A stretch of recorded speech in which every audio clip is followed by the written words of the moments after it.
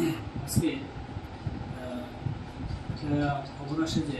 মতগতপুর জুয়েল ক্লাবের সামনে কিছু যুবক ব্রাউন সুগার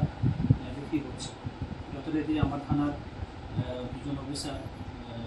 সাব ইন্সপেক্টর সামুদ্রিক কর্মা এবং সাব ইন্সপেক্টর কৌশিক দাস এবং অন্যান্য অফিসার সহ এখানে যায় এবং যথারীতি তাদেরকে এখানে পেয়ে তাদেরকে আটক করে তাদের কাছ থেকে একটি ব্রাউন সুগারের সব পিস উদ্ধার করা হয়, যার ওজন 9 গ্রাম, বাজার মূল্য প্রায় 50 থেকে 60,000-এর উপর হবে এবং দুজনকে আমরা আটক করতে সক্ষম হই এবং তাদের বিরুদ্ধে NDPS অ্যাক্টে কেস নিয়ে আমরা তদন্ত করছি এবং এই কাজে যারা যারা যুক্ত আমি তাদেরকেও জালে তুলব এবং এই অভিযান আগামী দিনে জারি থাকবে।